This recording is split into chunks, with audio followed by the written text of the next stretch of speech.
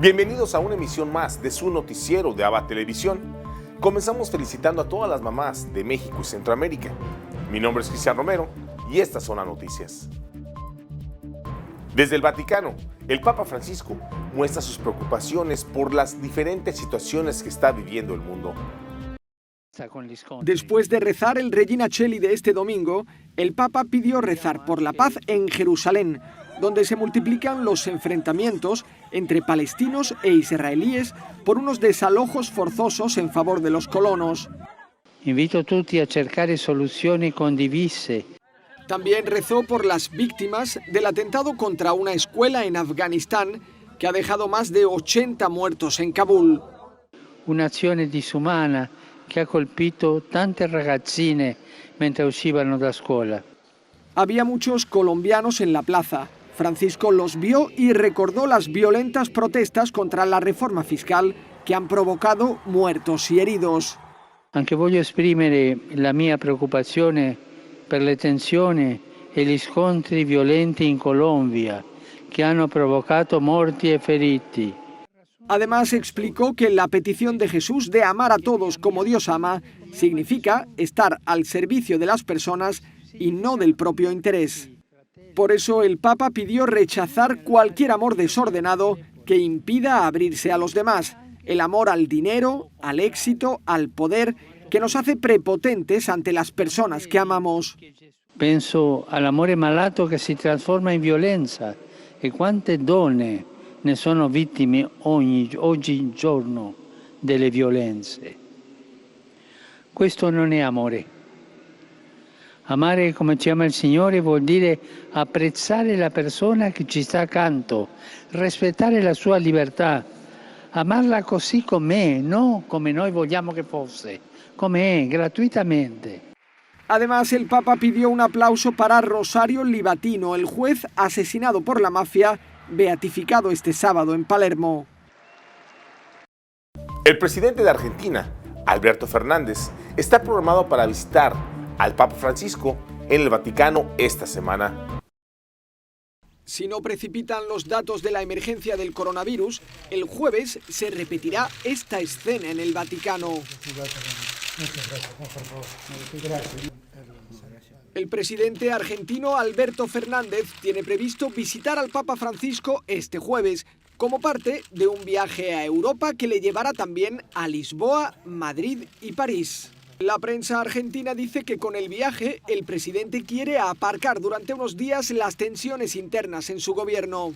Será el segundo encuentro entre ambos líderes y el primero tras la aprobación del aborto en Argentina, una de las discutidas promesas electorales de Alberto Fernández. También quiere agradecer al Papa su apoyo en las negociaciones con el Fondo Monetario Internacional sobre las condiciones de la deuda de unos 40.000 millones de dólares.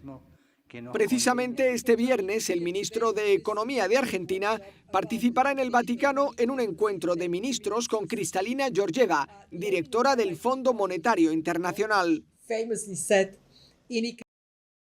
Católicos buscan soluciones para poder lidiar con la crisis económica mundial. El Banco Mundial y el Fondo Monetario Internacional debatieron sobre la recuperación económica tras la pandemia. El Papa Francisco les dirigió una carta llamándolos a buscar un plan de recuperación equitativo y sostenible que reconozca las necesidades de los países en vías de desarrollo y en particular de los 52 países que sufren una crisis por la deuda.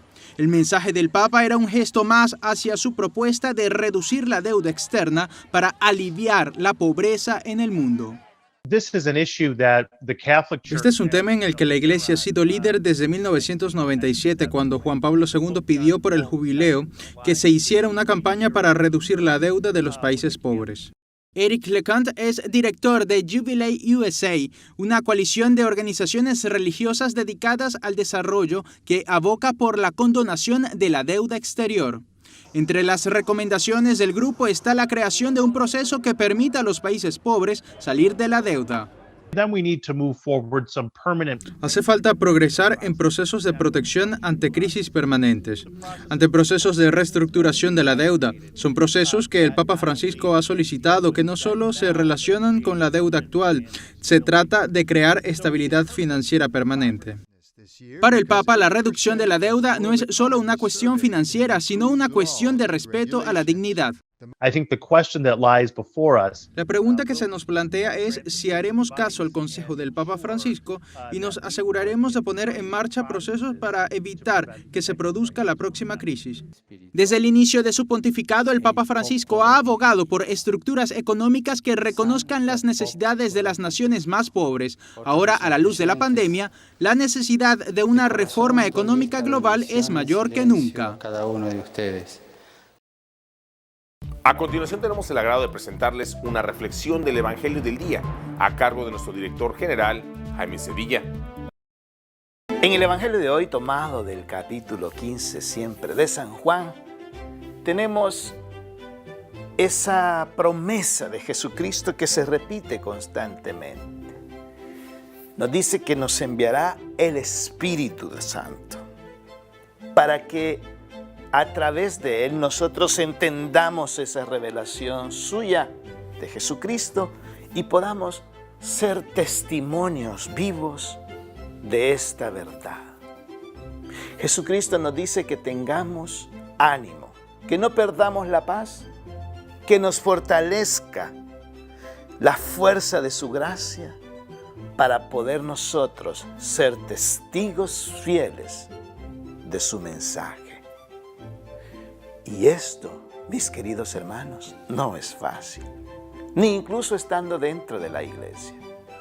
Muchas veces hay personas, líderes, que no se atreven a decir algo que está mal a sus superiores. Hay sacerdotes que no se atreven a decir cosas que están mal a sus obispos. Hay obispos que no se atreven a decir cosas que están mal a sus compañeros obispos, etc. El Espíritu Santo nos invita a nosotros a no tener miedo. Aún que por eso que nosotros vamos a decir que sabemos que va de acuerdo al Evangelio, porque es en beneficio del bien común, sabemos las consecuencias que nos traerá ser testigos de esa verdad. Lo vemos en los mártires. Monseñor Romero es una prueba fiel de ello. A pesar de que sabía de que se iba a meter en problemas con sus mismos compañeros obispos, que se iba a meter en problemas con las fuerzas del poder económico, militar, político, social, etc. Sin embargo, él fue un testigo fiel. Pero nosotros, en la misma casa donde nos encontramos, también podemos ser este testigo fiel. Decir las cosas que no van de acuerdo a la voluntad de Dios, aunque eso ofenda a nuestras parejas, a nuestros hijos, a nuestros familiares, a nuestros vecinos. Ser testigo de la verdad significa ser testigo del amor y del servicio, especialmente a los más necesitados, los vulnerables. Que el Señor nos dé la gracia de su Espíritu Santo para poder nosotros vivir en la verdad, permanecer fiel a ella y ser testigos suyos. Que así sea.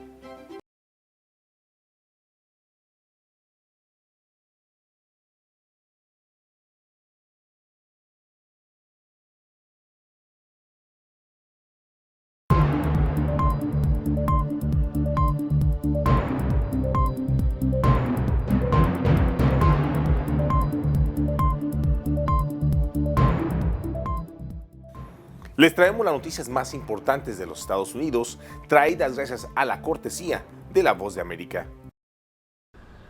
El intento de extorsión cibernética que obligó a cerrar un importante oleoducto estadounidense podría haber sido perpetrado por un grupo delictivo ruso conocido como DarkSide. Esto, según lo reveló el canal de noticias estadounidense NBC News. La empresa Colonial Pipeline, con sede en Georgia y que opera un importante oleoducto, anunció que se vio obligada a interrumpir temporalmente todas las operaciones de la tubería tras un ataque de hackers. El ataque ocurrió el viernes y se extendió hasta este domingo. También afectó a algunos de sus sistemas informáticos.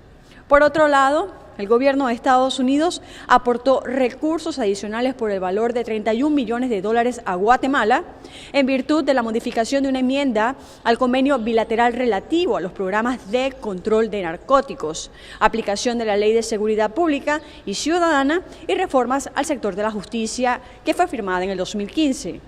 La información dada a conocer el jueves pasado agregó que ese monto será utilizado para implementar programas que mejoren las capacidades de las unidades de la Policía Nacional Civil que apoyan a las unidades de la Agencia Antidrogas estadounidense, mejor conocida como la DEA. El resultado se produce luego de semanas de acercamiento entre Estados Unidos y Guatemala. En otras noticias, una balacera a plena luz del día del sábado en Times Square en Nueva York dejó a 3 personas heridas, entre esas una niña hispana de 4 años de edad. Esto según las autoridades. Las 3 fueron víctimas aisladas de lo sucedido y no eran blanco de la balacera. El informe de la policía reveló que el incidente ocurrió a las 4:58 de la tarde en la intersección de la 7ª Avenida y la 44 Calle. Además, habían uniformados cerca de la zona del tiroteo. Las autoridades pidieron evitar el área debido a la presencia policial y a la investigación. Al parecer, la balacera se dio tras una disputa entre 2 a 4 sospechosos y uno de ellos fue el que disparó. Las balas fueron recuperadas y las autoridades buscan al presunto pistolero. Desde Washington, Sofía Pisani, Voz de América. Declaran un nuevo rebrote de COVID-19 en Nicaragua. Algunos colegios privados y universidades suspendieron las clases presenciales tras confirmarse el rebrote de COVID-19 en Nicaragua. La forma, digamos, en que nosotros podemos evidenciarlo es por el aumento en la cantidad de consultas. Hay cada vez mayor cantidad de personas que nos están consultando con síntomas sospechosos de COVID. Ciro Ugarte, director de emergencias de la OPS, informó de un aumento en los contagios en Nicaragua, aunque no precisó las cifras.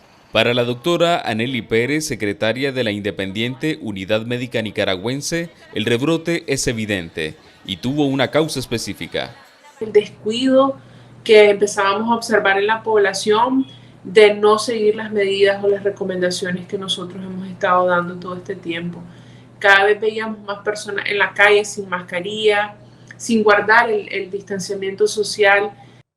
Sin embargo, el gobierno del presidente Daniel Ortega insiste en que Nicaragua es el país con menos contagios en Centroamérica. Laureano Ortega, hijo y asesor del presidente de la República, asegura que la administración sandinista recibió un tercer lote de vacunas. Nuestro agradecimiento con la Federación de Rusia. Estamos recibiendo 70.000 dosis de esta vacuna. Aquí está nuestro gobierno cumpliendo con el compromiso de proteger la vida de los y las nicaragüenses. Durante la emergencia sanitaria por el nuevo coronavirus, Nicaragua fue el único país de Latinoamérica que no implementó medidas como la cuarentena, el distanciamiento social y la suspensión de clases. Donaldo Hernández, Voz de América, Managua. En más noticias de Centroamérica, renuncia el jefe de la Unidad Anticorrupción en El Salvador. De mis facultades legales, decidí sustituirlo.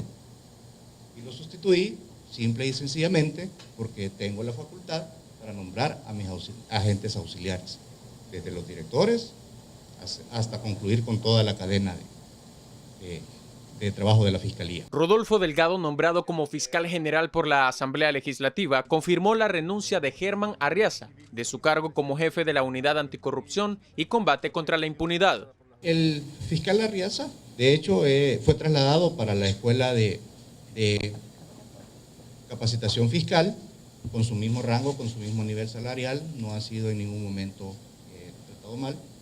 Y prueba de ello es que ya su proceso de selección creo que estaba por concluir, que él decidió presentar su renuncia. Arriaza lideró las investigaciones contra el Ministerio de Salud por presuntas compras irregulares durante la emergencia por el COVID-19. El puesto de Arriaza ya fue asumido por otra persona, pero Delgado no reveló nombres. Ya nombré a un nuevo director.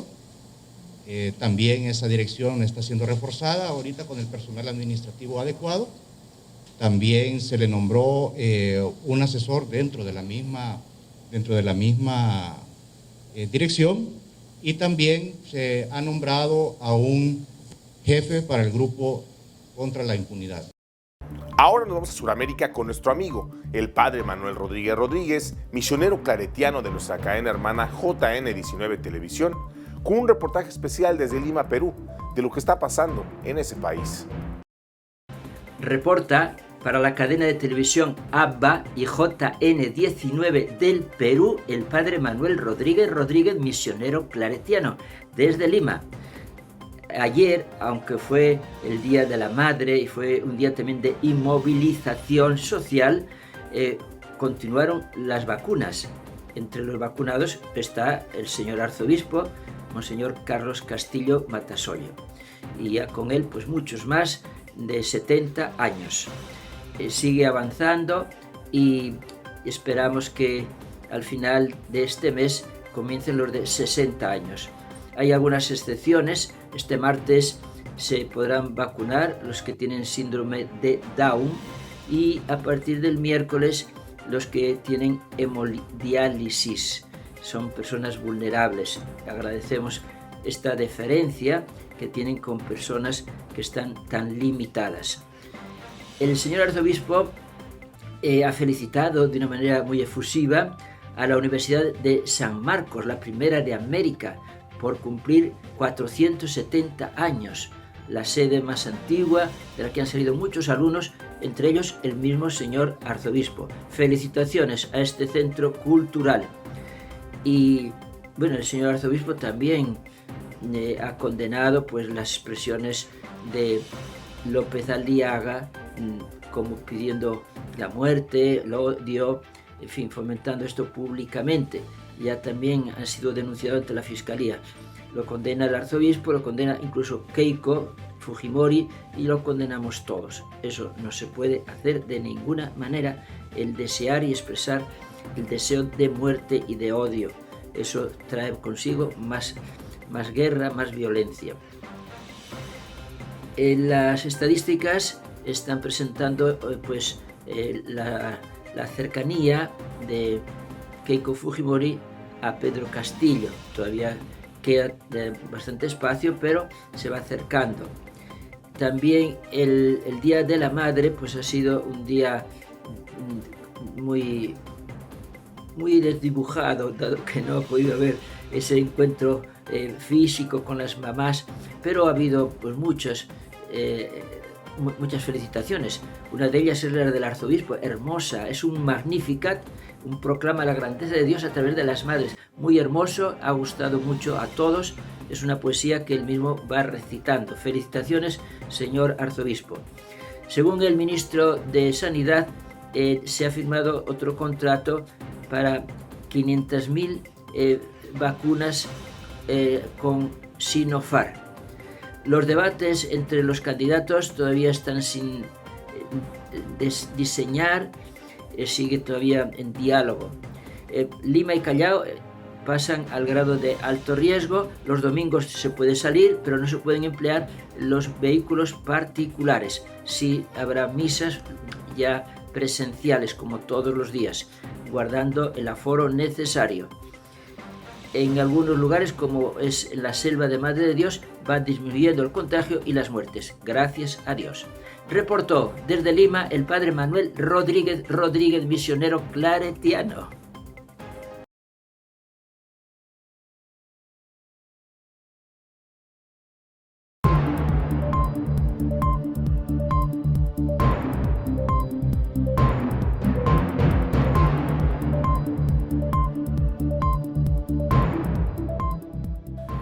Hoy, 10 de mayo, en el Santoral de la Iglesia, celebramos el Día de San Juan de Ávila.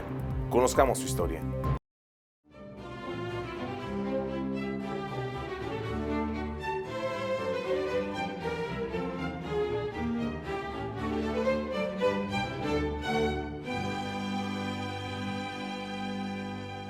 Se aprestaba a subir al púlpito y los habitantes de Écija esperaban ansiosos su sermón, porque a pesar de su juventud, ya era el predicador más afamado de España, pues sus palabras calaban hasta la médula y producían un efecto tan determinante que tras sus intervenciones, la cascada de conversiones era inatajable y el grupo de confesores que lo acompañaban se veía a gatas para atender a los penitentes. En ese momento ingresó pomposamente el comisario de bulas, que era un clérigo que se encargaba de promulgar los documentos pontificios. Lo apartó despectivamente, subió al estrado y comenzó a pronunciar un discurso rebuscado. Entonces San Juan de Ávila salió sigilosamente, toda la concurrencia se fue tras él y en una explanada cercana lo obligó a predicar.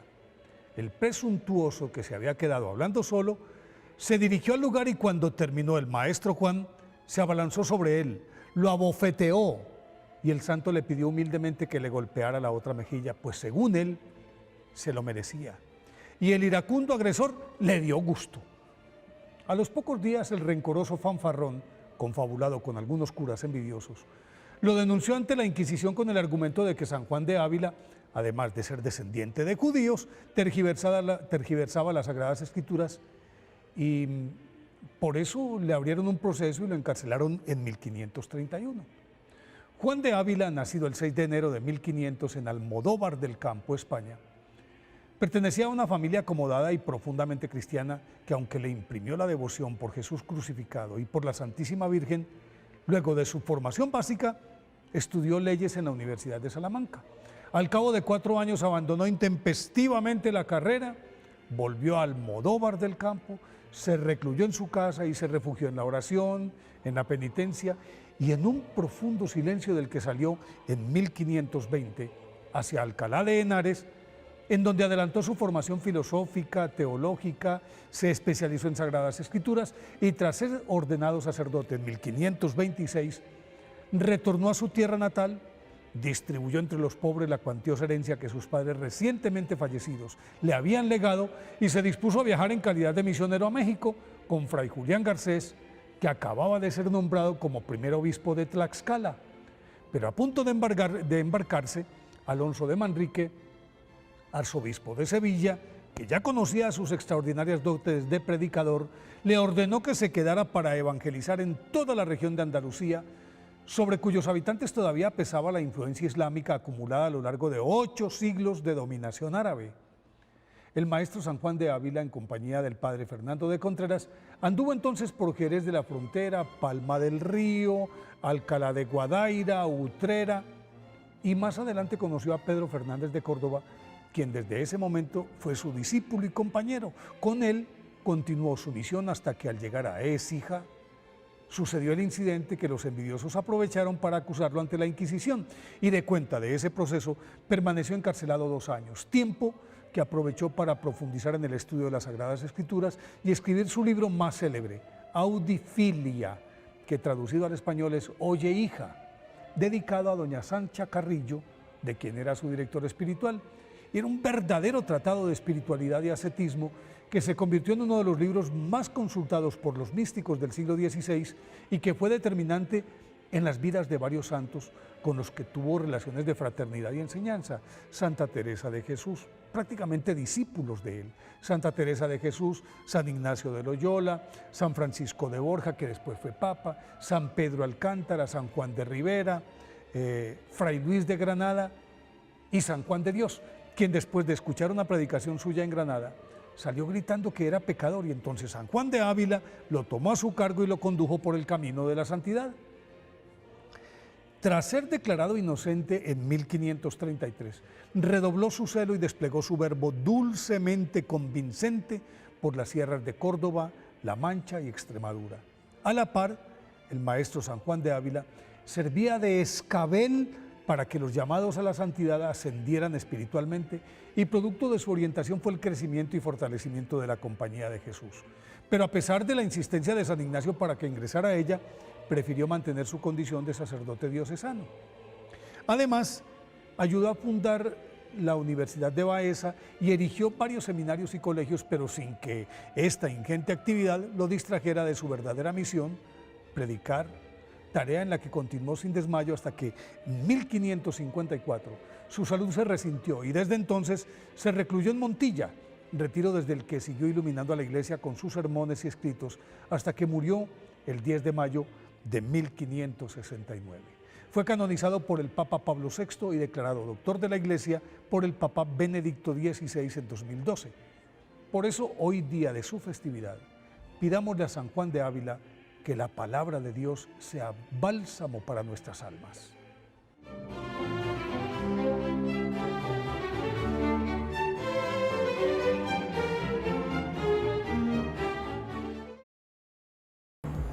Unámonos en oración con el Papa Francisco por su intención para el mes de mayo, que es que las finanzas no sean pura especulación. Mientras la economía real, la que crea trabajo, está en crisis, cuánta gente sin trabajo, los mercados financieros nunca han estado tan inflados como ahora.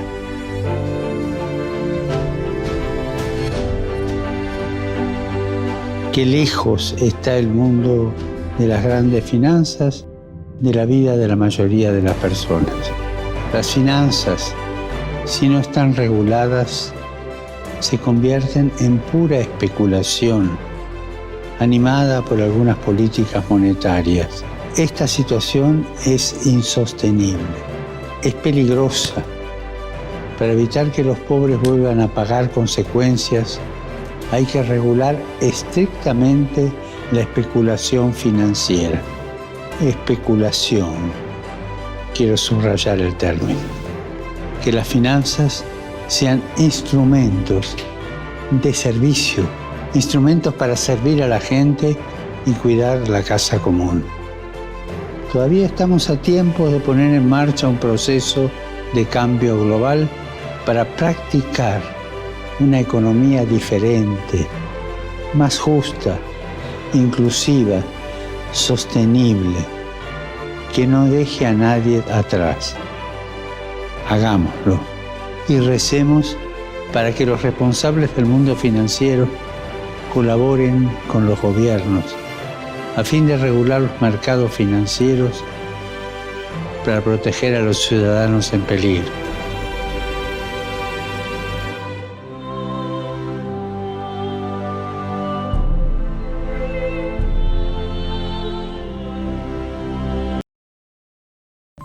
En nombre de todo el equipo de ABBA Media Group, felicitamos a todas las madres por su día y les dejamos con esta bella alabanza.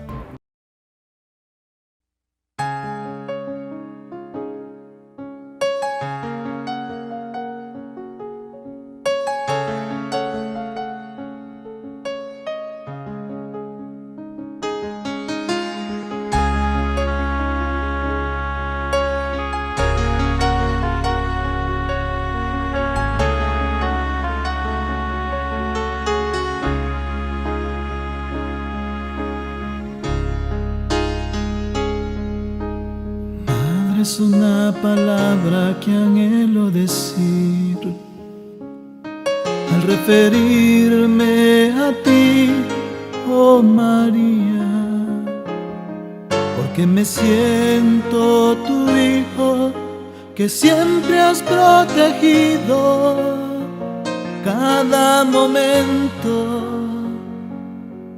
de mi vida.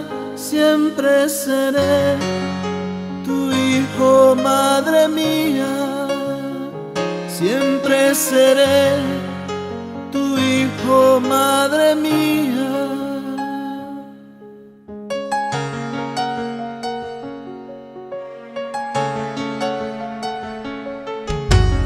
Cuando me siento solo, vengo a ti a contarte mis penas y alegrías, porque me siento tu hijo que siempre has protegido cada momento de mi vida. Siempre seré tu hijo, madre mía, siempre seré tu hijo, madre mía.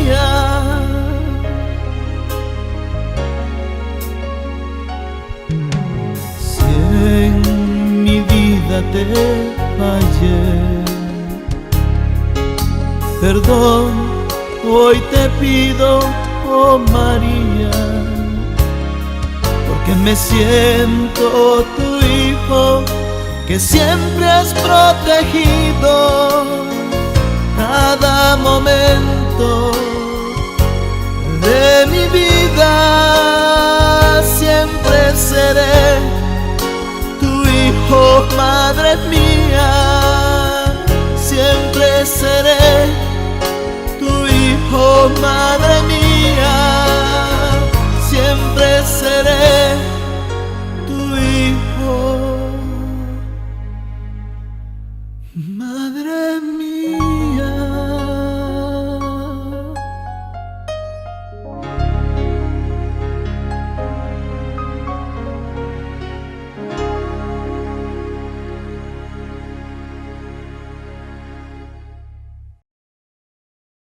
Y así llegamos al final de una emisión más de su noticiero de ABA Televisión. Muchas gracias por su preferencia y continúen con nuestra programación.